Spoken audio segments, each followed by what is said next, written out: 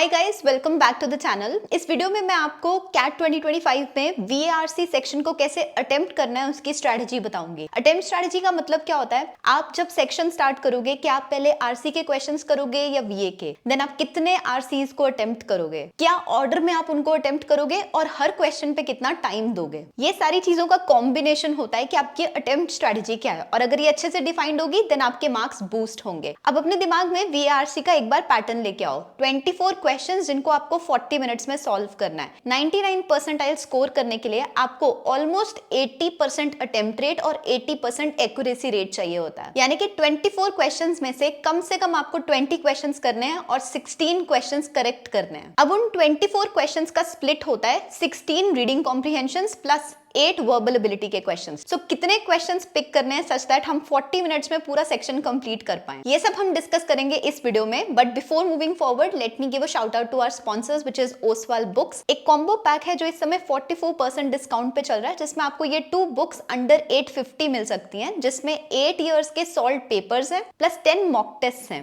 दोनों बुक्स काफी रिप्यूटेड हैं, आपको अच्छे से सारा मटेरियल मिल जाएगा। एंड जो स्ट्रैटेजी हम इस वीडियो में डिस्कस कर रहे हैं, you can use it in these books and implemented. मैं एक बार के लिए आपको ये दोनों बुक्स वापस से शो कर रही हूँ, सो दैट आप अगर इनको परचेज करना चाहो तो then you can click on the links in the description and the pin comment and avail this limited time offer. So start करते हैं VARC के स्ट्रैटेजी के साथ। 20 क्वेश्चंस हमें करने हैं, जैसे हमने कहा 80% अटेम्प्ट अंडर 40 मिनट्स। तो कैसे हम उसको स्प्लिट करेंगे? 40 मिनट्स का स्प्लिट मैं आपकी स्क्रीन पे शो कर रही हूँ। 2 minutes plus 20 minutes plus 5 minutes then plus 10 minute and finally plus 3 minutes. First 2 minutes में हम स्कैन करेंगे, देन 2 RC करेंगे, देन 5 वर्बल के क्वेश्चंस, फिर से एक RC and then 3 remaining verbal के क्वेश्चंस। यानी कि इन टोटल हम 3 RCs यानी कि 12 questions plus 8 VA questions equals to 20 questions attempt करेंगे। अब मैं आती हूँ इसकी रीजनिंग पे कि ऐसा हम क्यों कर रहे हैं। एक रीडिंग कॉम्प्रिहेंशन को करने के लिए आपको एवरेज 7.5 से 10 मिनट लगेंगे। 10 मिनट्स में अगर एक RC करते हो तो 30 मिनट्स तो आपको 3 रीडिंग कॉम्प्रिहेंशन को देने पड़ेंगे,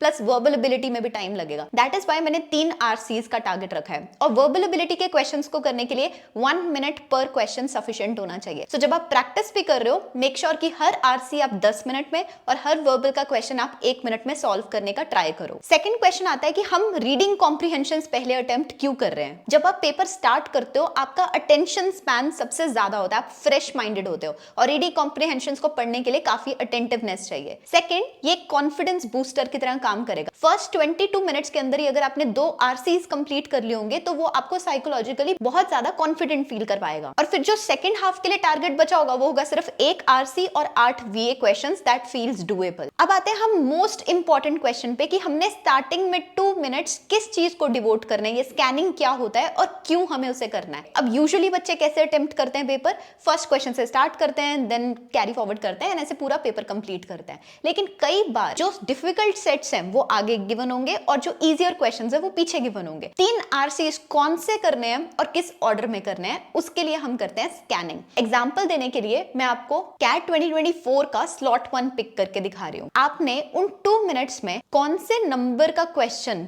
कौन से टाइप का था। जैसे अगर फर्स्ट क्वेश्चन VA है, सेकंड क्वेश्चन भी VA है, थर्ड क्वेश्चन भी VA है, तो उसको तो मैं स्किप ही कर दूंगी इंटायरली, मैं लिखूंगी नहीं। लेकिन अगर क्वेश्चन नंबर 4 से 7 एक रीडिंग कॉम्प्रिहेंशन है, देन मैं अपने पेपर पे लिखूंगी 4 to 7। दिस इंडिकेट्स कि ये फर्स्ट RC है। साथ ही में मैं हल्का सा इसे स्कैन करूंगी and I will try identifying कि ये कौन सा टॉपिक है। जैसे अगर आप देखो बैंडिकूट वर्ड बार बार आ रहा है which is an animal, so I know कि ये किसी ना किसी एनिमल के ऊपर है पैसेज। प्लस जब मैं इसे पढ़ रही हूँ तो the third thing that I am able to realise is कि ये रीड करने में थोड़ा इजी है। I am able to understand it, चाहे मुझे पूरा पैराग्राफ समझ में नहीं आएगा। सो मैं 3 चीजें फटाफट नोट करूंगी। क्वेश्चन नंबर, क्या टॉपिक लग रहा है एंड कितना ईज टू रीड है। स्पॉट करने के बाद सेकंड स्टेप आता है सीक्वेंस बनाने का। अब उन 4 RCs में से आप कौन से 3 पिक करोगे और किस ऑर्डर में, इसको आप नोट डाउन कर लेते हो। जैसे मैं सबसे पहले करती एनिमल वाला क्योंकि पढ़ने में इजी है, टॉपिक भी अच्छा लगता है मेरे को। सेकंड में करती क्राफ्ट वाला एंड लास्ट में करती ये जो जो सिनेमा एंटरटेनमेंट टाइप था। मैं इकोनॉमिक्स वाला पिक नहीं करती बिकॉज मुझे टॉपिक में भी इंटरेस्ट नहीं है, बस पढ़ने में भी डिफिकल्ट लग रहा था। स्टार्टिंग में आपके लिए डिफिकल्टी होएगी, बट जितना आप इसको प्रैक्टिस करोगे ना, आपकी मसल मेमोरी बन जाएगी कि आप जैसे ही पेपर शुरू करोगे, सबसे पहली चीज आप यही करोगे कि 2 मिनट के अंदर फटाफट पेपर को स्कैन करोगे। And that is very important because जब पेपर शुरू होता है एंड सब लोग आसपास ऐसे फटाफट माउस यूज कर रहे होते हैं, क्लिक कर रहे होते हैं, चेक कर रहे होते हैं पेपर को, बहुत एंजाइटी होती है। लेकिन जैसे ही पेपर स्टार्ट होगा, अगर आपका पहला काम ही सिर्फ क्वेश्चन नंबर नोट करना है, आप 2 मिनट के अंदर पूरा सेक्शन मैप आउट कर लोगे VARC का, which will give you a lot of confidence. आपको पता होगा कि आपने कौन सा क्वेश्चन कैसे अटेम्प्ट करना है। सो जब आप प्रैक्टिस कर रहे हो, मॉक देते समय ये 2 मिनट्स की स्कैनिंग,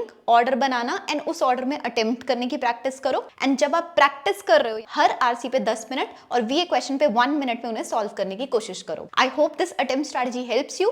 मुझे आपसे 2 फीडबैक चाहिए। Do you want a similar video on DILR and quant as well? And secondly, reading comprehension को 10 मिनट में पढ़ के सॉल्व कैसे करना है, उसकी भी स्ट्रेटजीज होती हैं। So if you want a video on that, please do let me know. I hope this helps you. Thank you so much for watching it and see you all the next time.